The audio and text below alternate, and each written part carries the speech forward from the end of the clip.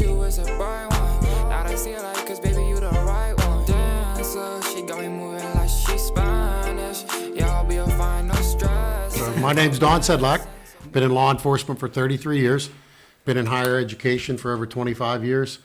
Glad to meet with you guys today and discuss the topic. Of course, this is my personal view. I don't represent any institution or any employer. This is just my view after being in higher education and law enforcement for as long as I have.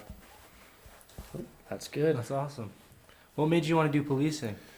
Well, I've always been interested in criminal law. I've always been interested in making a difference in my community, and I've been interested in throughout my life. I've had role models who were police officers. My next door neighbor was a chief of police, and I had a lot of friends that were in law enforcement before I got into it. And so I dabbled into some education classes at the community college to see if it was something that I would be interested in. And as I dove into the criminal law classes and juvenile justice and corrections, I became more interested. So I started looking into going to the police academy. And I went to the police academy in 1989 at the Allegheny County Police Academy. And then I got hired shortly thereafter. And once I got involved in it, I really developed a passion for it. So I started going for higher education to teach criminal justice and criminal law and kind of further my career in policing. Oh, wow. Well, that's interesting. Any crazy stories? Life-saving stories? There's always good stories. Yeah. I mean, I think something that you really learn is that this profession, the draw to it, in my opinion, is the challenge. It's a challenge because everything changes every day. It's the law changes every day. It's always different. And I think that seeing people at their best and at their worst is like a front row seat to life. And you can't make it up. You can't script it. You can't find that in any other profession other than policing, where you can actually get involved and try to help people and try to offer public services to make a difference in their life. And it's not always punishment. It's not always punishment. You know, a lot of times it's just referring them to better things, you know, or better organizations or agencies that can help them. So.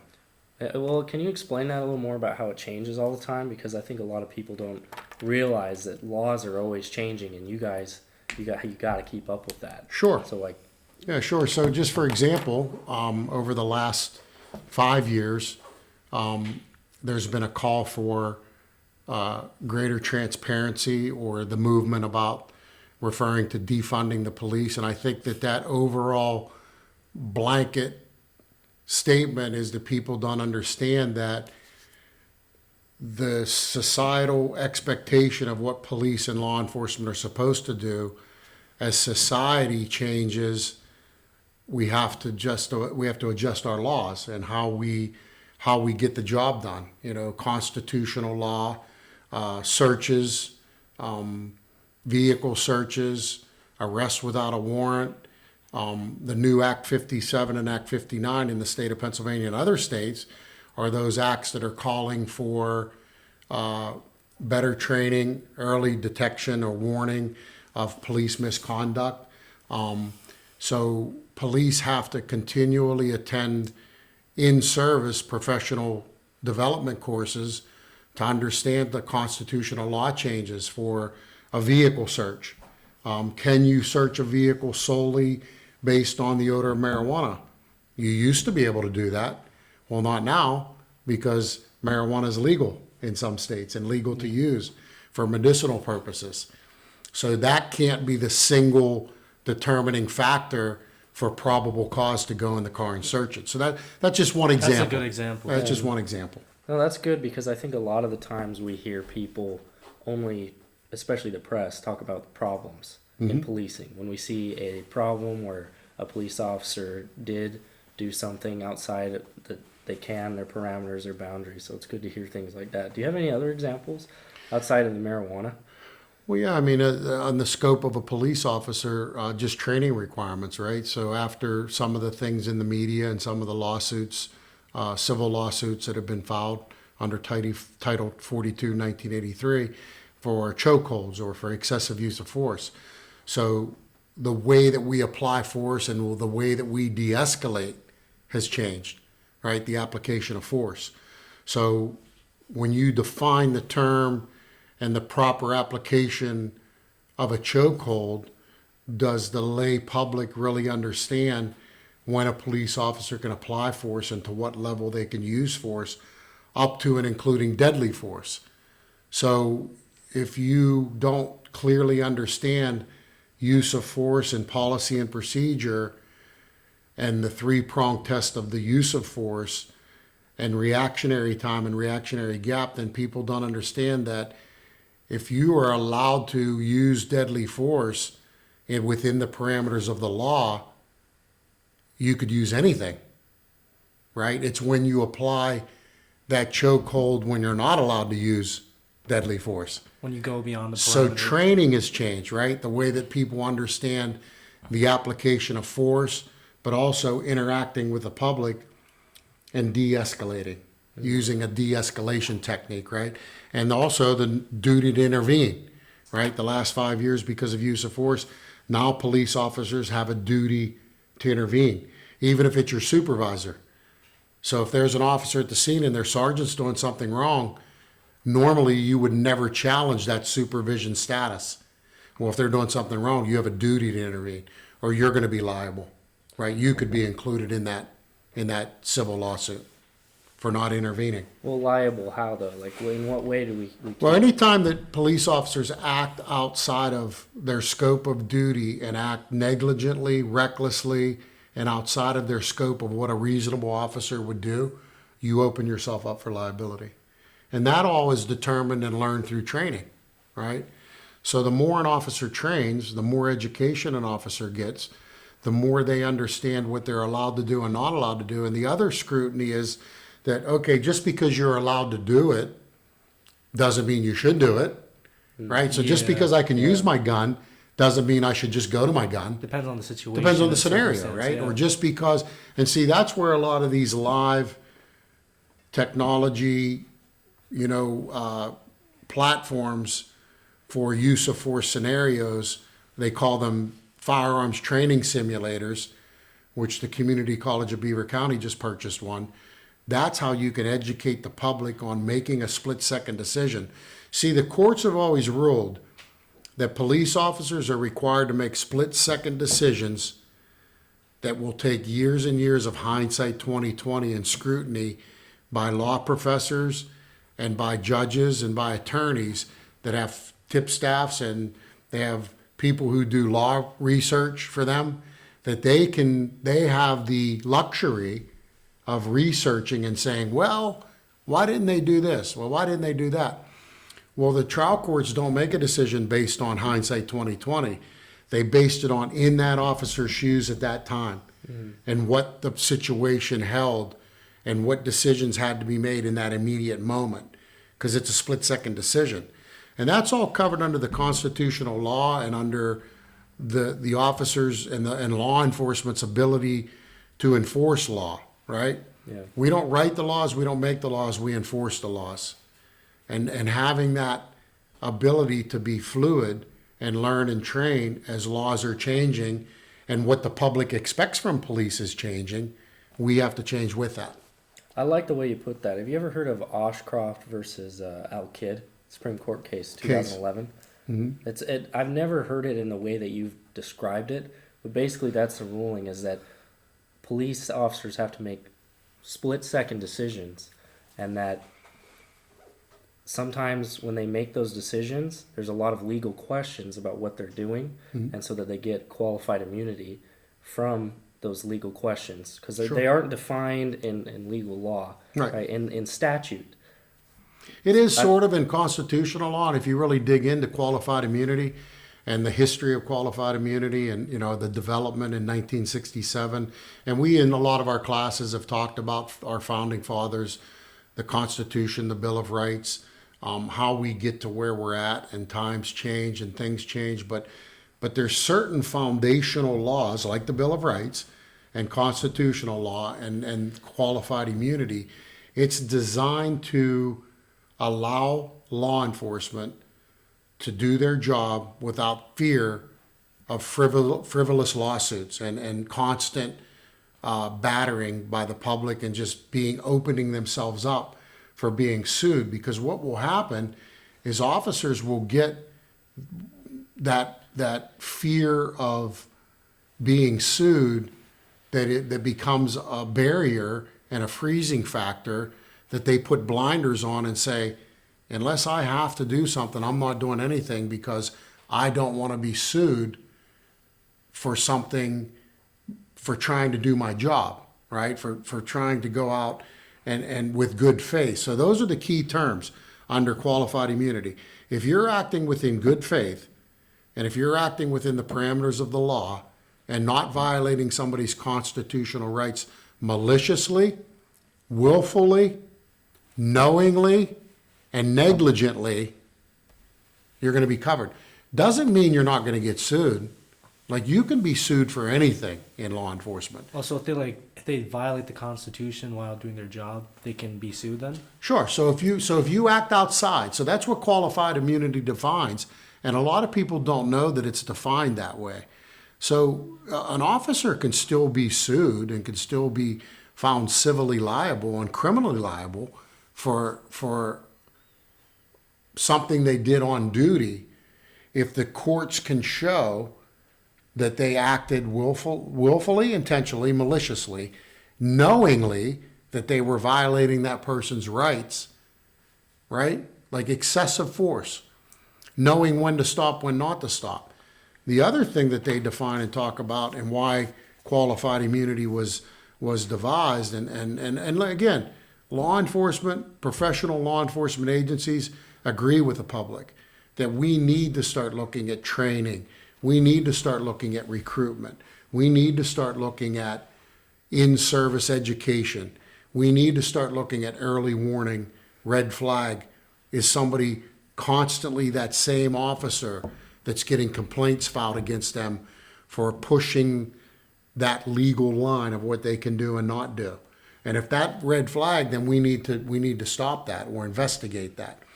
We also need to start, paying attention to how we interact with the public, right? That when people have an incident, the police, when they get there, that first encounter can either escalate it or de-escalate it. And so we have to train officers to control their demeanor and start saying to people, hey, what's happening here? Like, what can we do to help? Or what? Again, there's all those different scenarios, right? Where you pull up, and some good examples are in Cleveland, right? Where the officers pulled up, they get a call for someone with a gun in a pavilion. They pull close to the incident. Hindsight 2020, everybody says, well, why'd they pull so close? Why didn't they go further back so they could assess the situation? Why? Again, those questions that are being asked are legitimate questions, but at the end of the day, they look at, did they knowingly, willfully, and intentionally violate that person's civil rights and use excessive force? And in that case, They didn't? were there tactics they could have done differently, right? Could they? Because qualified immunity talks about that. Qualified immunity talks about an officer's having the qualified immunity protection allows them the ability to do their job in a split second without fear of frivolous lawsuits because they felt at that time that was the right thing to do and they didn't violate somebody's consent. So I'm going to give you an example. Reactionary gap. So if I encounter someone and my gun's in my holster and I'm talking to that person and I'm saying, hey, I need you to do this, show me your hands, get out of the car, and they're not complying and they're resisting, that's a use of force escalation, right? It goes from the officer's presence, just being there, to the officer's verbal commands, to the officers now deciding what they need to do because this person's, for some reason, not complying. By the time that person, and the courts have realized this and they recognize that, by the time that person pulls out a gun or makes a threat or comes at them with a knife or a bat, there have been studies after studies after studies done that if that reactionary gap and the time it takes that officer to say, oh my goodness, this person's coming at me, what use of force level can I use? I need to get my gun out. It takes them 1.7 seconds to realize that something's occurring. And it takes them another full second for their body movement, gross motor skills, to get their gun out of the holster. That's 2.7 seconds. So we are reacting to what a person who wants to create harm or cause harm to someone, they've already made their mind up, but we can't read their mind. They already start the action, and we have to react. Action is faster than reaction. Can a taser be advised in that situation, like based off? If like, you have time to do that, and the Would that officer be- thinks to use that, would that also be 2.7 seconds? well, any movement you make, gross motor skills, research has shown through science that by the time, it's sort of like driving a car, right? You're driving a car, you see a deer come out, you say, oh, there's a deer. Now you got to take your foot off the gas, you got to put your foot on the brake, and so you got to do a couple different things, right? Well, there's a reaction time for that, right? Right. And we know if we drink alcohol, what does it do? It slows the reaction time, right? So if an officer fears civil litigation and they say, wait a minute, I don't want to react right away, I want to think about this because I don't want to get sued and I don't want to get killed, I always say, what's the more serious thing?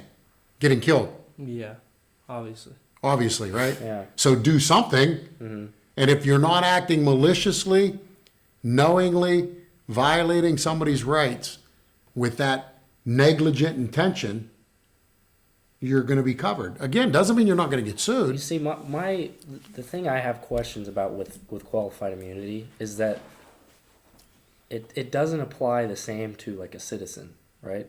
So for example, like if I didn't have knowledge of an open alcohol container, right? Mm-hmm. In this hypothetical situation, I go out and I'm outside and I'm drinking hypothetically, right? Mm-hmm. And I get stopped and ticketed. And I say, well, I didn't know the law, right? It doesn't apply the same to me, but it does for officers.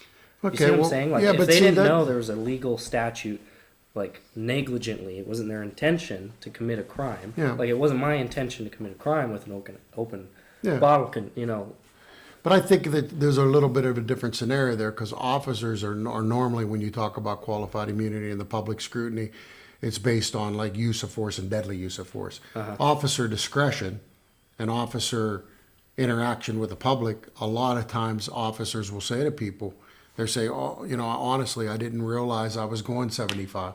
Okay, well, here's a written warning, right? That's not as detrimental to the degree well, then let's of take a it up use a of notch. force. Well, like take it up a notch then. Like let's say I have a home intruder, and they start running away from me, but then I was shooting them, and as I was shooting them, they turned around to turn and run the other way, and I shoot them in the back 5 times. Yep. Right? I'm still under civil liability if that person lives because they were running away. You're right? covered. In a So, lot of different states, that's statute, and I'm not protected from that. Yep. You see what I'm saying? so Pennsylvania, you're protected under the justification laws, right? So there's justifications for committing a crime. Justification for killing somebody in your house is self-defense. See, So but if that's you look not up it in in Title- every 50 states. If you look up in Title 18, most states have a use of force clause, right? If someone is using deadly force against you, you have the ability and the right to defend yourself and protect yourself up to and including the use of deadly force, right? And the Castle Doctrine covers that in Pennsylvania and other states. But you can legally use deadly force and you're covered under Pennsylvania statute for justification for that use of force so you are hereby presenting a defense for your justification for doing what you did. It's called self-defense. Yeah. And we have that. And a lot of states do have that. So, But but the thing- application of qualified immunity is designed in the arena of constant day-to-day responding to calls law enforcement. If you look at over 875,000 law enforcement in the United States and going to calls on a daily basis, right? And then multiply the number of calls. And then you add up the number of use of force incidents or open container laws that people violated.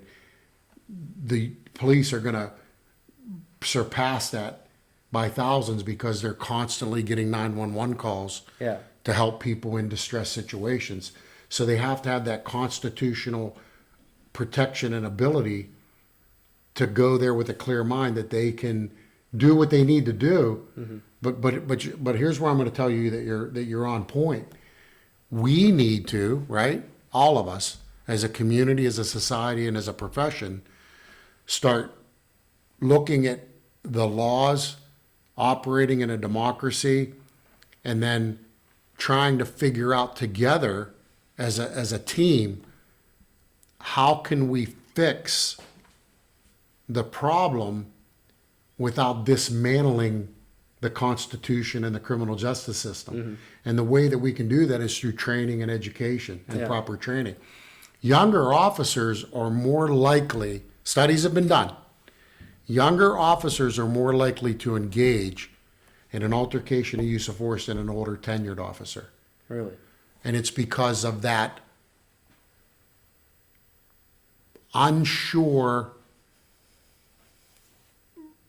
feeling that they have. Am I allowed to do this?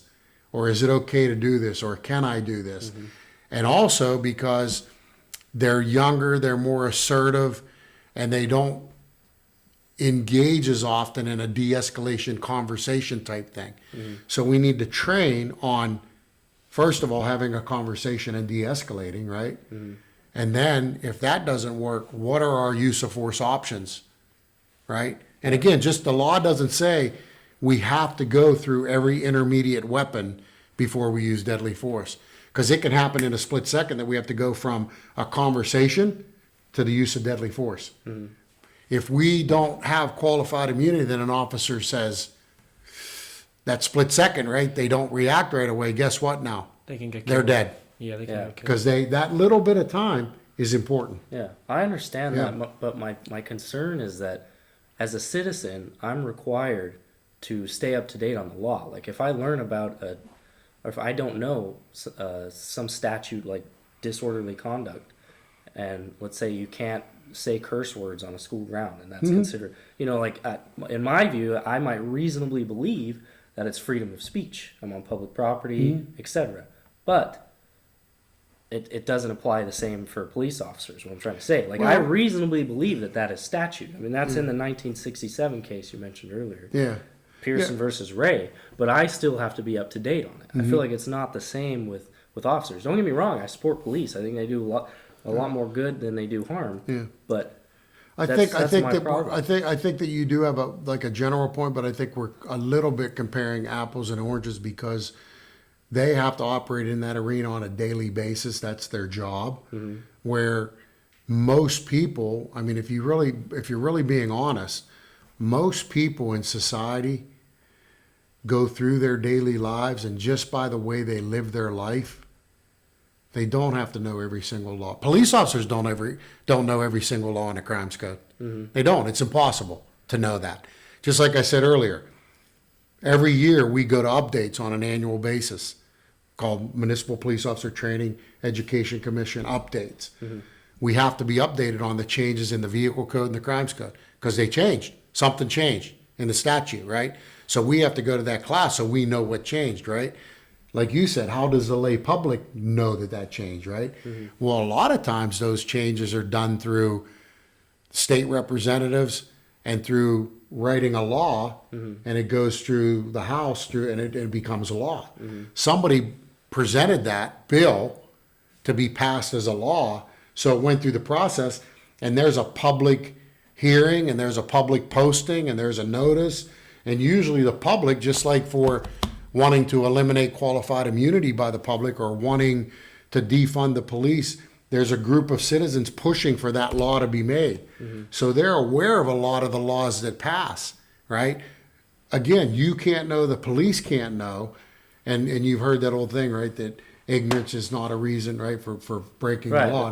But that's not how the police view that in their discretionary involvement with the public. If they really believe that, hey, you're from a different state and you didn't know, they're going to be pretty reasonable with that and say, oh, okay, well, just so you know, you can't do that, right? Yeah. A lot of times we'll stop people and say, hey, did you realize you were speeding, or did you realize your tail light was out? Well, no, I didn't, right? I mean, and you give them a written warning, right? Mm-hmm. That's discretion. just about everybody knows that tinted windows in Pennsylvania are illegal, but people still tint their windows, Yeah. right? And then when the police pull them, oh, well, I didn't know. Well, I mean, we could do a lot of scenario seeking here. Yeah. But I think it comes down back to what you said in this, just like for citizens, is it good faith? If you're on trial, just like an officer doing their job, nothing's going to prevent them from being sued or having to go to trial. It's how that trial pans out. With a citizen that used force, I teach a use of force class for the NRA, a self-defense class, and that comes up all the time. Well, what if I do this or what if I do that? What if the police come and should I cooperate? I'm not an attorney, right? That's not what I do. Yeah. I would say that you say, hey, I would like to talk to an attorney. Yeah. I did what I felt was right at the time. Yeah. Somebody came into my house. I used deadly force. The police are going to have to investigate it, cooperate with the investigation, do what they ask you to do, but say, hey, I would like to have an attorney. See, and ask the attorney what. The thing is, though, is like if you were to take something into a court of law, right? Like, let's say somebody gets sued in your department. Is an officer ever going to admit that they weren't acting in good faith? You know what I mean? Like, if they were really negligent, they're never going to admit that. You know what I mean? In a court. I think they may not. I think some would. I do believe that there's ethical officers out there that would say, you know what, I got caught up in the heat of the moment, and I shouldn't have. It was unprofessional. I shouldn't have done that. Yeah. But I also think that there's officers out there and incidents that will occur where it's going to be pretty clearly defined once all the evidence comes out. Yeah. Of how they didn't act within that reasonableness of an officer in their shoes that has the same training, the same background. That's what you look at, right? Yeah. An officer in their shoes that would you have made that decision, right? So there's a lot of incidents where we've seen in the past 10 or 15 years a few different incidents where most police in a conversation will say 100 times out of 100 times I would have never done that. Yeah. That's an example of it's pretty apparent that they acted outside of that scope, right? They acted outside of that scope of reasonableness, right? Because they didn't act reasonable. Yeah. Right? Have you seen that a lot? Like, police? Well, not a lot, but you see it. I mean, if you guys pull up, any of you, and in classes, pull up YouTube videos of police.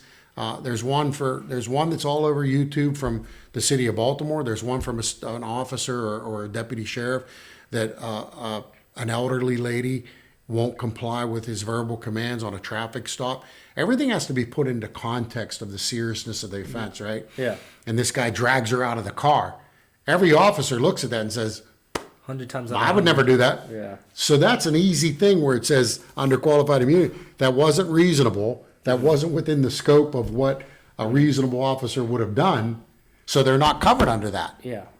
Qualified immunity is to cover officers acting constitutionally correct and trying to act in good faith and do their job to their best ability in a very high stress, confusing, chaotic situation that's occurring at that time. And I feel for that, but I have some concerns with it is all, right? Because you can violate. And a lot of the public does. That's why this is a conversation, right? Yeah. The thing is like police can violate your constitutional rights so long as they believe and within good faith that what they were doing was acting within reasonable scope of the law. They can do it, but they can't get away with it. How about that? Well, I'll agree with they your can statement. do it. They could do it. But they can't be sued civilly for it in a lot of No, cases. they can if they're Well, found. they can be yeah. sued, but qualified immunity protects them. It protects them if they were acting within the scope of the context of the Constitution. If they act outside of that, they're not covered under qualified immunity. That qualified immunity does not cover. So there's absolute immunity and there's qualified. Absolute immunity is for judges, magistrates, public officials, right? That's called absolute immunity. Yeah. Because of some of the things that they're involved in, they have to have that absolute immunity. Police officer qualified means it's more specific. They have to be qualified for the Qualified immunity. You have to qualify for that coverage. You know, because Yeah. in the news, that's all you hear about. Is that Well, people can do this. because that you cops- can't always believe everything you Yeah. see and hear. Media, Of course. Yeah, I mean, you can't. That's actually true. But see, here's the way I am. Okay, so there's just like I gave my disclaimer at the beginning of this, right? This is my opinion. I'm going to give another disclaimer, right? The disclaimer is me as a police officer, I have certain sacred beliefs because I see the good that thousands and thousands of police officers are doing every day. I see that, and I believe in it, and I support it, and I would back it 100%.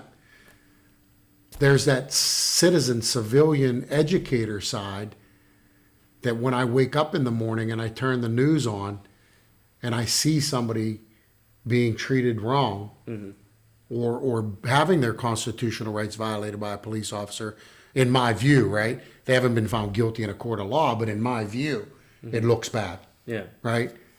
I get depressed because here I am on this arena trying to feverishly defend police and law enforcement and the job that they're doing. But then I wake up and turn the news on and I see something like that and it sets me back a couple steps. Yeah. Right? So that is one of the reasons that I'm still involved in policing. Yeah. Because I'm not ready to step away. I think there's still more education to do and more training to do before we pass the torch on to a new generation. Yeah.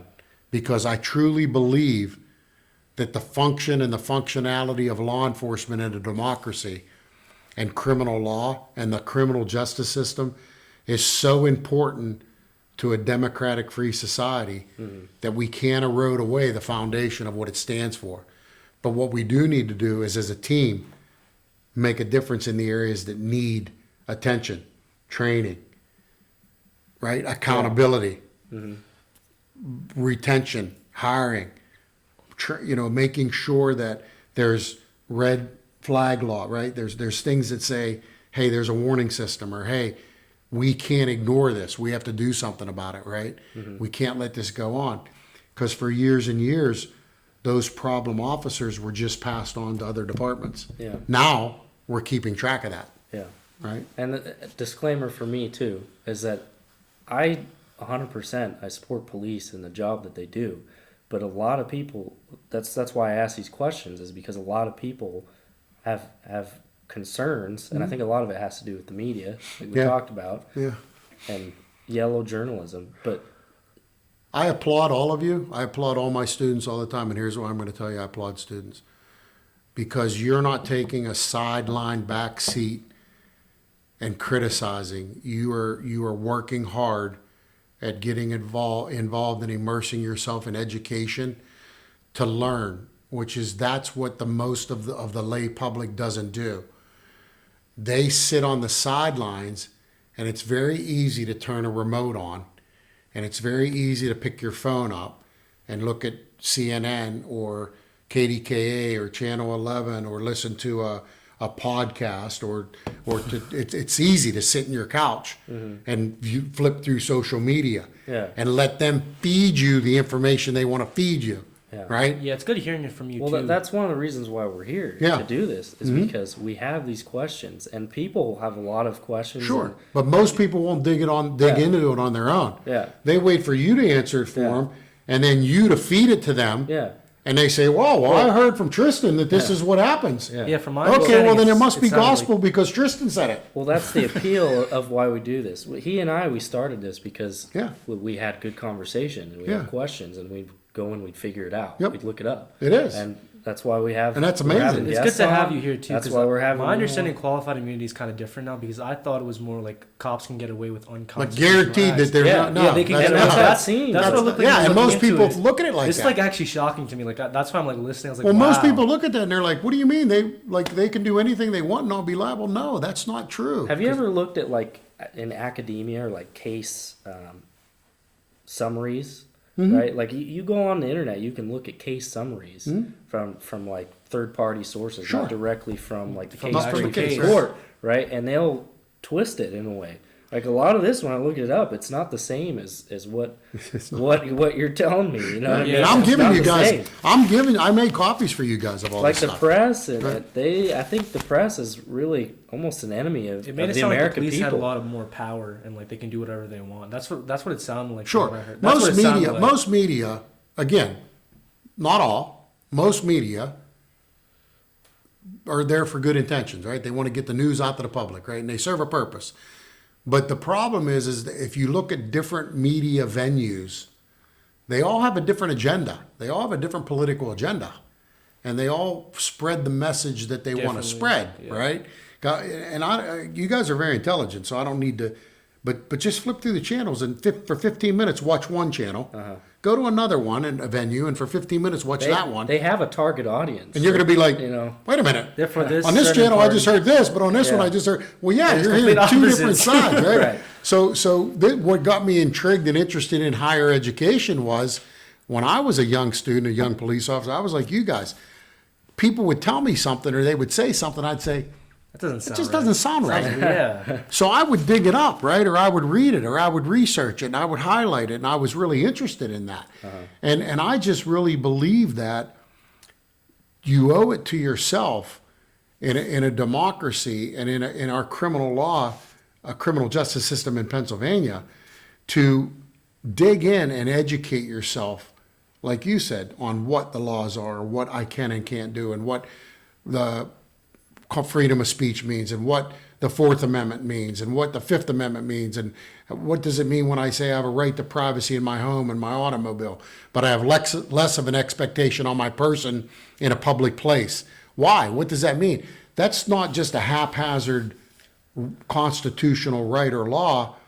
That has been developed through hundreds and hundreds of years of founding fathers that took a lot of methodical thinking and education to develop a foundation for a free democracy where we're at today. Yeah. And we can't erode that. We've evolved from then. Can we tweak it? Absolutely. Can we look at some things and say, hey, I could probably do a better job at this? Yeah, absolutely. With that said, what do you think about the fairness doctrine for the media? We talked about this on our last episode about the fairness doctrine, because the media, it seems like it's gone crazy since it's been It's changed. Yeah. Media's changed a lot. And I've never done a bunch of research on the fairness doctrine. So if you enlighten me on what the main points are. So basically what it was is that it was by the Federal Communications Commission, wasn't it? FCC. Yeah, FCC and they had to, they regulated what went on the air, basically. So it had to be, whatever it was, if it was political, it had to be presented with balance, fairness, and equity. Couldn't be too far right or too far left. Right, it had to be presented with the facts, and that was that. You couldn't spin it too much, and if you did, you had to balance it out with another person saying the opposite. And since Reagan repealed it because he was a free market guy, he thought the market would balance itself out. Like consumers would go to the more balanced side of things, and the ones that were more extreme would die out. That laissez-faire, hands off. Hands off. Yeah. And I think it was instituted under Truman. Okay. So it had about a 40-year period or so that it was there. But since then, a lot of people argue that since that's been gone, that the media has gone to more extreme things to catch more attention, more eyeballs. You say more outrageous things, you get more attention, and you get more viewers, more advertising money. Newscasters seem to be, some, again, not all, but they seem to be more like actors than they are news. Wait till you see this, watch this, and they show you that, like they immerse themselves in it so much that it emphasizes the wrongdoing, right? Or it emphasizes I think that there should be some regulation. I'm sure that there are. Again, if we dug into that and researched it, I'm sure there are, and they figure out a way, or there's loopholes to get around it, or to defend themselves. I think it would help out the area of policing. Oh, sure. Because then you can't misrepresent Represent them, it. That's actually true. Yeah. Because I feel like that's what happens a lot, especially with police officers. Especially the last few years, too. When I was in high school, I did this thing called peer court, and I got to meet all my local police officers. They're all there. They helped you. They trained you, basically, at what to evaluate in people. Yeah. And after that, it gave me a new perspective on policing and police officers, because they were there. You had all different kinds of people there. Didn't matter what color you were, what your ethnic background was, your religion. People were there and they were helping you. It was a very community-based thing. So we did that in a school that I worked at my first career, and when we did a thing called High School Academy, or it was actually called Law Enforcement Apprenticeship Program in high schools. And it was like a little police academy in the high school. And what we did, we met with the students for 8 weeks, because like you said, I think that there's students out there and young kids that are being influenced or persuaded or told false information by either a trusted adult, a guardian, or a parent, and they're not really getting the true facts, right? Mm-hmm. So I think when you go in and interact with the kids and say, hey, here's what the role of a police officer in your community is. Here's why we enforce the vehicle code and speeding and underage drinking and what the laws are. Here's why we enforce DUI. Here's why we enforce domestic violence, simple assault, right? Here's the function of policing. But we're also here to keep you safe and to prosecute, help prosecute criminals who do wrong and teach them what part you play in criminal. And what we would do in criminal justice, we would bring in a different speaker every week, a magistrate, a judge, police officer, a sheriff, a state trooper, an FBI agent, a DEA agent, and they got to meet. And now they get a better understanding of criminal justice and the law, and they also get a new respect for, wow, that's not what my uncle told me. Yeah. My uncle, was arrested for whatever, and he told me the police are bad. They put people in jail. Yeah. Well, yeah, when people violate the law, they people put are people bad. in jail, right? Yeah, when people are bad. Right. And if you teach a young generation that the police are bad, don't talk to the police, don't say anything to the police are our enemy, it's almost like brainwashing. You start to believe that. See, and right? that's why we're doing this, is so that we can show people that police are part of the community. Right, they are, and that's right. When I gave a speech during 2020 to my local city council back in Utah to say, hey, well, you need to have fairs, you need to have events or community events where the community can come and ask you guys questions and hand out brochures, right, and learn what the law is. Community policing, outreach. It brings everyone together too. I wish sure they it had does. It does bring in my everyone area. I together. wish they had. That's the more best too. thing, and this was right after the George Floyd thing. Like we had people throwing cars over in Salt Lake City and lighting things on fire. If you build a wall, or I hate to use that term, but if you build a barrier between the public and the police, and you build that barrier, and you see that barrier getting higher and bigger and bigger, and the police are part of the problem and the citizens are part of if everybody doesn't come together to tear down that barrier, then it becomes an us against them. And that's the last thing we want. Yeah. Police are part of the community. The community is part of the police. It's a team effort. And we have to work together and trust each other and believe in each other. And people can't look at police as this greater authority and they can do whatever they want. Yeah. And look, they're over there on this pedestal with a uniform on, and I can't have access to them. They get in a car and roll the windows up. They need to know that police put their pants on, one leg at a time, just like they do. The police have bad days, just like they do. The police have family problems, personal problems, life problems, financial problems. They're part of the community. They have kids in the school. They're coaches. Their their relatives are doctors. Their sister's a school teacher. They're ingrained in the community.